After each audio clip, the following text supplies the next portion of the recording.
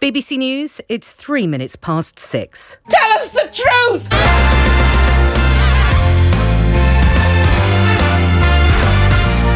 LIZA, TARBUCK, BBC Radio 2. Hey there, hi there, ho there. Oh, that's the broken one. Welcome along, fun seekers. Now, it's a bit of a special tonight. All the music's in and ready to go. Of course it is. But I've dared, at home, to start organising my piles of texts and emails. And some of them are so good, or they're so warming, or they just arrested me as I was reading them, that I thought, you know what? I've kept them for 10 years for a reason, so they're going to get a second airing, some of them, tonight. And you'll remember one or two of them, but that won't detract by any means. So you're off the hook, basically. You can text and email, but I'm not giving you any information about it. All the work has been done for you so that you can just enjoy how clever and how funny and up for it you all are.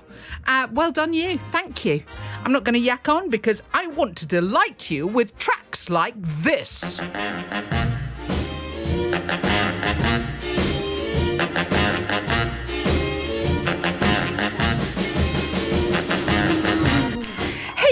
Etta James, 1960. Pokey track, isn't it? So, hi Lisa, hi team, hi everyone. My wife Nicola and our two dogs, Border Terrier Lily and Westie Hattie, are camping down in Dawlish in Devon on a lovely campsite called Leadstone. Today, after a boiling hot walk, we decided to head back to our A-frame for a cup of tea and a custard donut. And we purchased a bag of 4 of the sugary balls at the local marché, shall we say. 5 minutes after greedily scoffing all 4, we heard small children screaming and running around in terror, and one of the dogs, Lily, had got the empty donut bag stuck on her head and had started running through the campsite blindly. She was crashing into anything in her path. One old boy even dropped his roll into his coffee in the madness. And it's only a little dog as well, but I love this. Lucky we got her back unscathed and our fellow campers did see the funny side. Love to everybody. That's from Rich, Nick, Lily and Hattie, who are a considerable few years older than when they first sent that. Thank you. Thank you very much to Peculiar Clark there from 1966. I like her. She's always a wonderful performer. And yes, I have seen her live. I'm that old. Hi, Lisa. I once accidentally sent my ironing pile to the charity shop by accident. When I'd grieved the loss of my clothes, I was really quite happy about not having to iron them. And that's from Bev, who was, in 2017, painting furniture in Shropshire. She might have moved by then. Who knows? Jigsaw January, ladies and gentlemen. And who's this? Andy. Jigsaw completed. It's a turn-of-the-century map of Wolverhampton with no instructions, we might add. So this is Sharon and Andy in Wolverhampton. We've left the jigsaw overnight and Molly the cat has taken to sleeping on it. She's also managed to scratch and flick away many pieces, so we've lost Queen Square, Dudley Street and a considerable chunk of Tetton Hall. Good evening. Thank you very much. This is just, well, you know me, quite rightly. Hi, Lisa, I'm a vet and I bought a cat named Fiona home this week. I just thought that this was something you needed to know. You're damn right, Tim. He was cooking fish and chips in Manchester, but like I say, he could be anywhere. Hi, everybody. Back in the dark ages of the 70s, when I was at school, I suffered with terrible teenage migraines, and the school nurse one day sent for my parents to come and take me home. Dad was a night worker, and he was summoned from his bed a bit early by my mum and told to drive to school. In their haste, they forgot their keys. Dad sat me and Mum in the garden on folding deck chairs while he climbed a ladder to get through the tiny bathroom window. He was a very big man, my dad, but the sight of him squeezing through made me feel so loved and so cared for that my headache just floated away amid gales of laughter from me and my mum. That's from Jane Butterworth in Stalybridge. I loved that. I found this email and it just made me laugh so much. Liza, I was once in Malaysia feeding monkeys some peanuts. One of them grabbed my hand holding the peanuts and I pulled my arm away. Instead of letting go, the monkey held on and I ended up throwing the monkey over my shoulder to a man on his motorbike. I still laugh about saying to him, "Sorry, I threw that monkey at you." Oh, Mr. Paul of Sedgefield, this song is for you.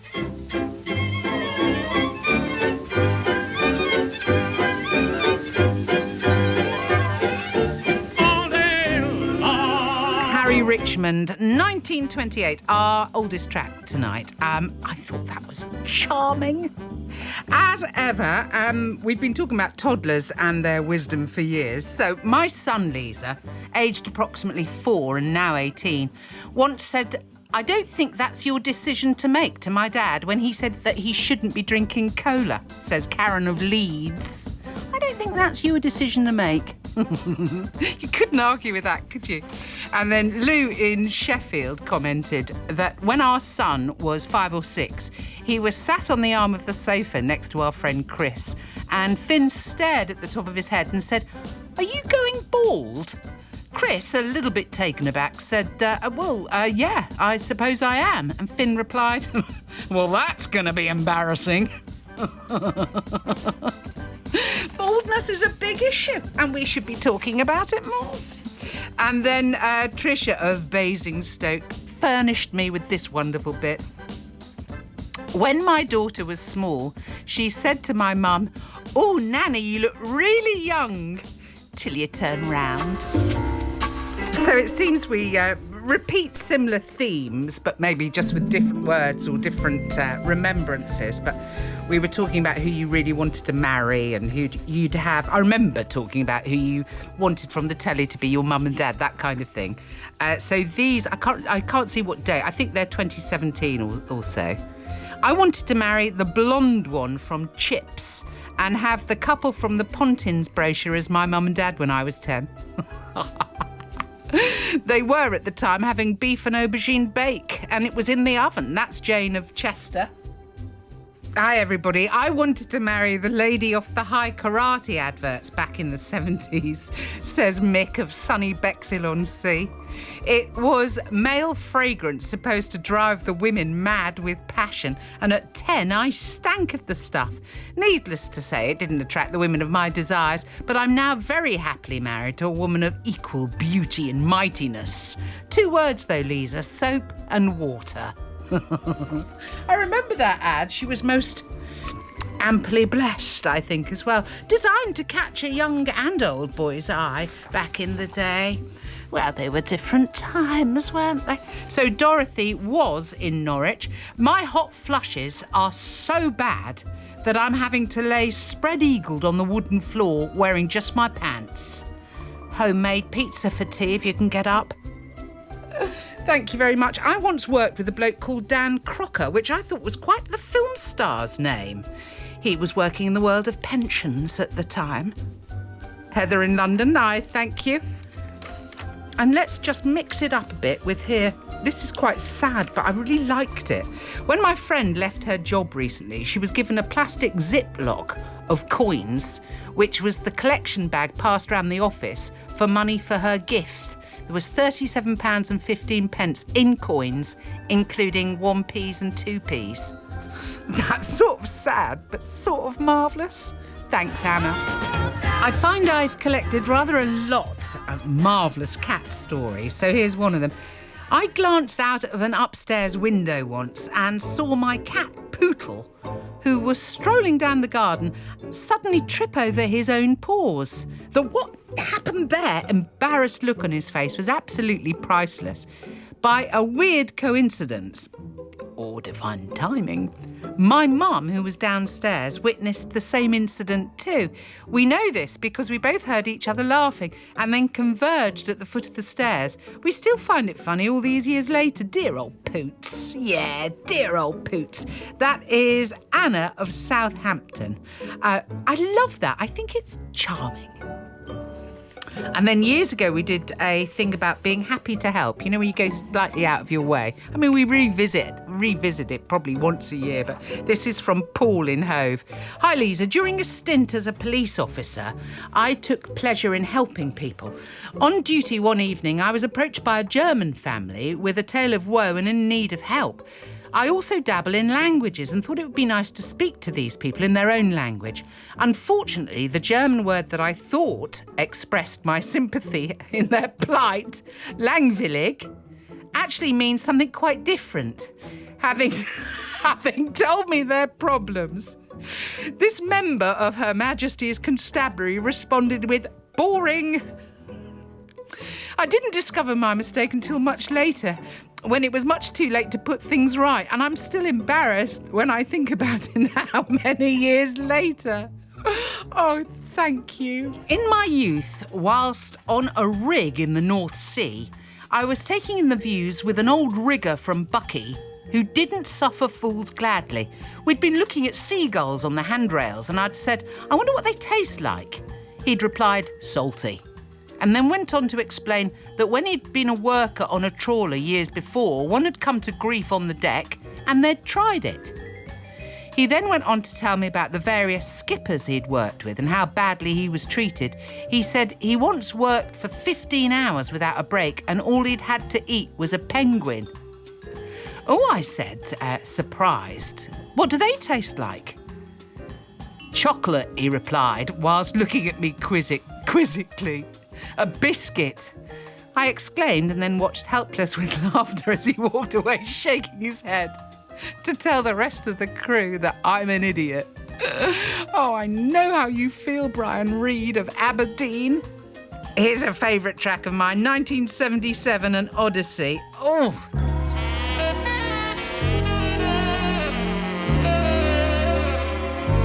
I remember loving this. My husband has just cleaned 50 sprats. Do you know how tiny they are, Liza? And he's such a big man. I loved it at the time and I still love it. It's why I took it home. I think he's going to fry them and serve them with a mixed bean salad. Good bloke, eh? This is Mary Williams. Oh, Mary's is still such a fabulous... we never knew the mystery big man's name either, but oh, I love that. Liza, this is Kate of Manchester. Currently, I'm in Madrid for a mini break. I've just managed to get a ticket to a performance of Cirque du Soleil, and I'm confident that I can step in if needed, because I've just done a 10-week beginner's yoga course. Yep, I got it covered.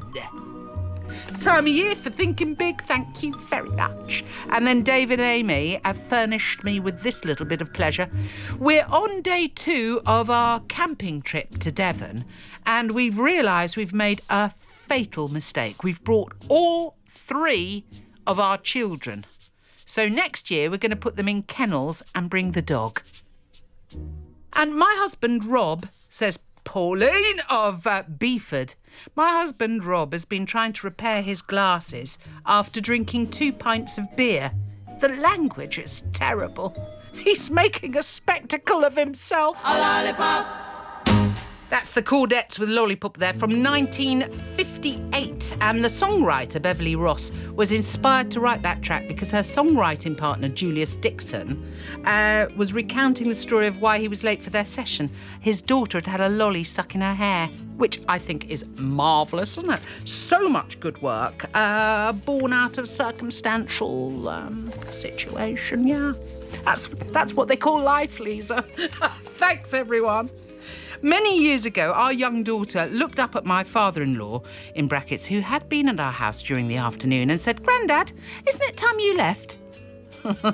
His huff arrived and he departed in it. That's Andrew and Sarah of Hull.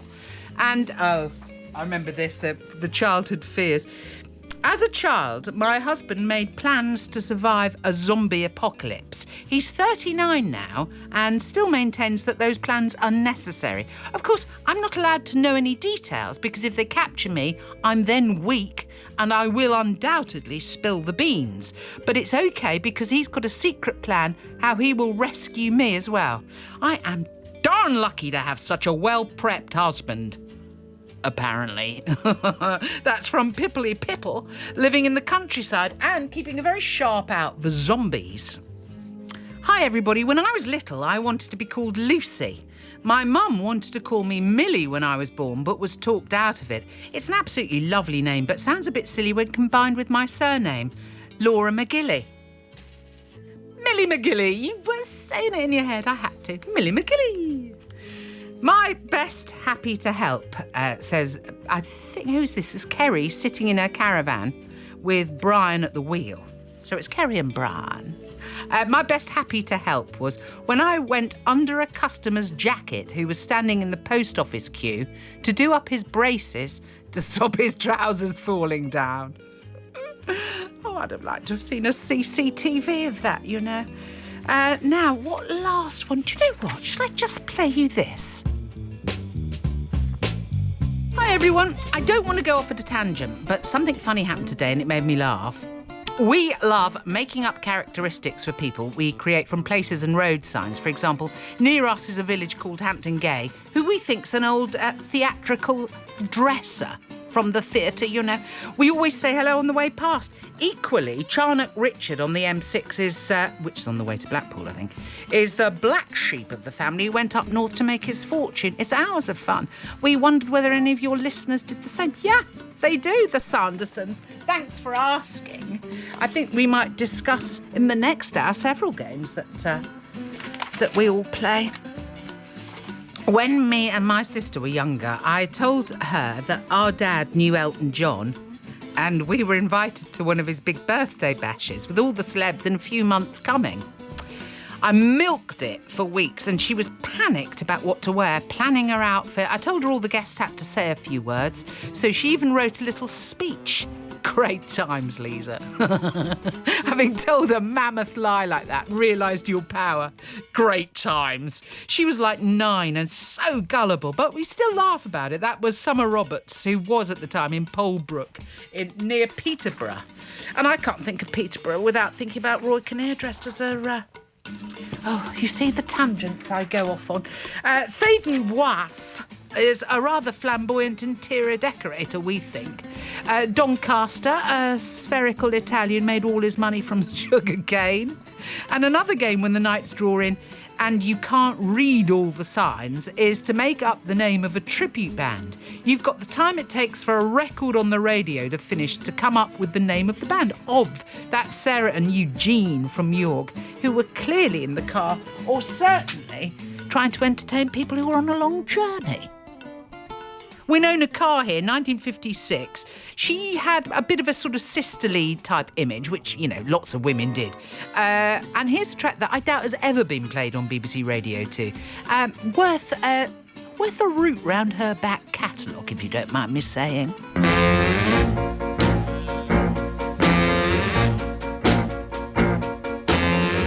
Please, Mr. Jailer, won't you let I love this. We were talking about glamorous names. My sister and I used to play Joyce's, who was Mum's friend, and we were both Joyce. So we used to pretend to smoke using pencils with a red rubber on one end.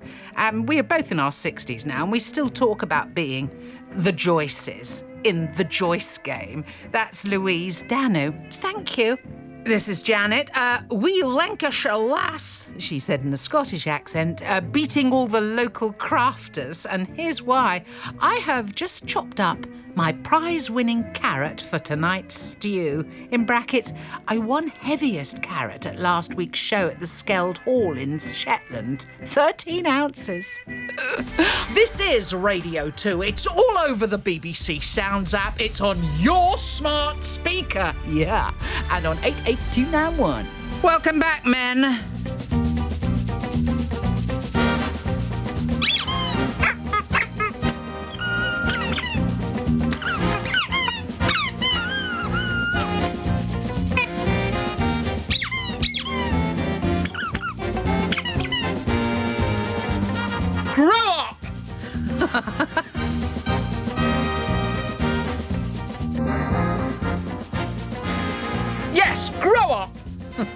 Here's a wonderful track now. Dean Scott, 1966. Excuse me, sir. How do you like your soul? Me and my partner are big steak lovers. And what year was this? 2017. I have to say, as your radio friend, I've really noticed a big change, because I always ask what you're eating, a really big change in your eating habits.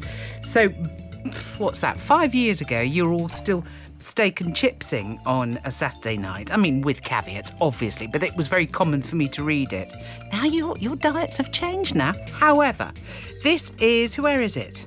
This is Charles and Adam, who've got Freddie, the sausage dog, still, I hope. If not, I'm sure they've got a wonderful house companion.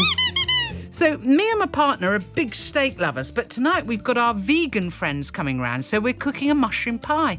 Who knew phyllo pastry was vegan? Anyway, Mum was on the phone telling us how to make the pie. She told me that her secret ingredient was canine pepper. I think she meant cayenne. Thank you very much. Elastica, 1994. Justin Frischmann, of course, now painting full-time, I think, in America. I think Justine's in America. So I remember asking you about hiding, because I still get a bit of a thrill out of hiding. Random do it. It's why it's very useful having youth and babies and toddlers around. I still hide from my husband, LIZA. We're both 47. I hide from him when he comes in from work. One day he came home from work and looked for me for 10 minutes, only to notice that my car was gone and I was out. That's Wendy and Darren. They were driving home from Brighton. I think they'd been to see their son Paddy, which is nice. Not a house hiding, LIZA, but when I was out shopping with my mum about 46 years ago, it was time for me to take a tablet and I didn't want it. So I ran into the nearest shop, which was a carpet shop, and I hid in a roll of carpet, says Sue Davies. I was still there at closing and Mum was very distressed. What is it about? We heard all of those fabulous stories when we were kids, didn't we? About, I suppose they were the Persian tales about, people being presented to some king or queen rolled up in a carpet. It was all very romantic. Anyway, Sarah in York said to me, the other night I dreamt that Stormzy and I were window dressers in Harrods. We were arguing about which skirt should go on the mannequin. I've been on some weird medication. All the best, Sarah of York. I'd need at least 6 months to hone that list down. Oh, you keep saying that? Yes, I do! God, sorry. Hi, LIZA. I once hid in the kitchen pantry to scare my dad when he got home from work. My mum asked him to feed the dog, in brackets, all part of the setup, while I giggled silently, thinking how clever I was. It took him so long to come into the pantry, and I was engrossed in being hilarious, that when he opened the door, he scared me instead. I jumped out of my skin, screamed, and fell in a heap on the floor, while he just stood there looking very perplexed. LIZA, I dreamt I went out on a date with the fabulous Anthony Head. We were in a pub, and he went to the loo and was gone for absolutely ages. So I started to get a bit concerned and was about to go and see if he was all right when I glanced out of the window and saw him get into his smart car and drive off. Rude! That's Lucy, who was at the time on the A14. It's the idea that the visual of Anthony Head in a smart car. Why is that funny? Oh, he's lovely, incidentally. Tina from Thames says, my husband was telling off our 3-year-old son, Albie. He was telling him off for something he'd done wrong, and he got through the whole telling off. And at the end of it, Albie just looked at him and said, well, at least I don't have yellow teeth, Dad.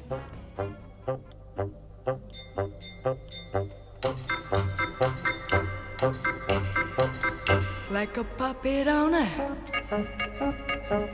string. My partner tried on some trousers and split them at our local department store, and he put them back on the hanger.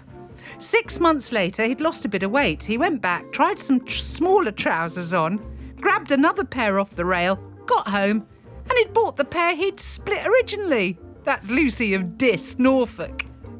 I love a changing room adventure, but also combined with a coincidence, which, of course, as you know, I don't believe exists. So, Liza, a few years ago, I tried on a wetsuit in a very hot changing room in St Ives. Lovely setup, Leslie, thank you. It was such a snug fit. It was such a snug fit that I found myself overheating and unable to get out of it easily. So I paid for it and left the shop wearing the suit and headed for the sea. Lucky the tide was in. Phil Hogan got in touch. He's in Burntwood with the boys Henry and George and his wonderful wife Diane. And all he said was, "My gorgeous wife Diane lost us the Royal British Legion quiz this week. I don't want to talk about it." I mean, clearly using us as a device to make her laugh or, rub it in, whatever. And I quite like being the public service bit of radio, more of which later, perhaps. Not all that long ago, my car bonnet was very faded and flaky, and to get it professionally sprayed was going to cost more than the car was worth, says Alison and Rick. I kept looking at it, wondering how I could improve its appearance, and thought, if that was dry and flaky and it was skin, I'd moisturise myself. Hello. The only thing I had was solid cocoa butter, but I've got to say, after a couple of applications, it really did look better. The downside was, when driving over the common when the cows roam free, they'd stop and lick the bonnet, causing quite long queues. And me not knowing where to go. I love that. I love it so much. Anyway, I'm making a baked omelette with rocket and feta and roasted squash with a cheese and herb topping for dinner, whilst my gorgeous husband Rick, and in brackets says, oh, I love him, he's wrestling with a wooden post. Oh. Whilst moving into a new home, my mother looked in the cupboard under the stairs. I heard a scream and rushed over, and she said there was a wrinkly old arm reaching out at me. But it wasn't. It was her own arm reflected in a mirror left inside. Oh, how we laughed. All the best to everyone. Elliot of West Sussex. Isn't that fabulous? And it was her. And this one's Emma of Holbrook. Hi, everybody. I got stuck on the monkey tail handle on my bedroom door by my back belt loop of my jeans. I couldn't do the hip movements to undo it, nor could I take my jeans off. No one in the house, no phone nearby, so I laughed and I cried for half an hour, and then realised that I could always just rip them off. The handle and the door came off too. That was a lovely track there, wasn't it, really? Orgone and Fanny Franklin, and I will do a bit more chasing on them. A track called Who Knows Who from 2007. Yes, rest assured, if you don't do the digging on that one, I certainly will. I'm texting on behalf of my husband, Alan, as he's driving. He's just informed me that every time he hears Prestatin mentioned, he wants to shout out, "Press what in?" Love to everyone. Debbie, Alan and daughter Jess. They were on their way home to Liverpool from a day out at the Black Country Living Museum. I wonder if it's the Black Country Museum or it's the Black Country Living Museum. I wonder what goes on there. I've never been. Never been. Evening, Liza. We've got a tumble dryer called Needy because when it finishes its cycle, it makes such a pathetic beeping noise constantly until you give in, get up and turn him off. Love to everyone. Michelle. She was cooking taco chicken pizza in Coventry. You might know her. Today I've been learning how to draw snowflakes. Apropos of nothing here, we have a futon mattress that we take camping. She's called Eileen, so when the time comes to move her from van to tent or back again, we are obliged to sing, "Come on, Eileen," a la Dexys, of course, and it makes us chuckle every time. All the best to everyone. Christabel of Somerset. Here's another one. I always ask you for, well, it's a given that I love a bit of overheard stuff because it's often so sort of strangely random. You're left to make your own stories up, which suits us very well in this medium of radio, doesn't it? Hi, everybody. Always remember sitting in a pub and a guy was shaking his car keys with a Jack Russell going mad. and his wife saying, "Oh, for God's sake, Roger, how many times do I have to tell you not to shake the keys in front of the dog?" That's Nick of Nantwich. I don't know why that appealed, it just did. In the spirit of public service radio, Liza, I find diced pickled gherkins can lift many a recipe. Oh, I love this sort of thing. Fish cakes, tartar sauce, any salad and many more. As for your topless pie man, long story, what is wrong with mashed potato? So I think that makes sense, doesn't it, to the chefs out there? Add tarragon to the pie mix first, though. It's another secret ingredient. I'm restoring insanity together with the Pinot, which clearly actually was just a fantasy. The insanity was raging. This is from Charlotte of Hanley Castle near the Malvern, Worcestershire border. Evening, everybody. I've never called in before, but I had to add to tonight's thoughts. Whilst walking into a motorway service station once and passing through the double-door lobby, I heard a man pacing round with a phone to his ear saying, Yeah, I'm at the hospital now." I'm sorry, I didn't hear any more. That was from John, and it clearly bothered him enough to sort of want to... Well, I think by getting in touch, very often you're diluting a situation. But isn't it funny that actually what didn't sit right with him there was the guy on the phone was lying? Yeah, you got it. Tell us the truth! I'd play hide and seek with my girls. Then when it was my turn to hide, I'd simply take the car keys and hide in the car and then sneak back in when they were bored of looking.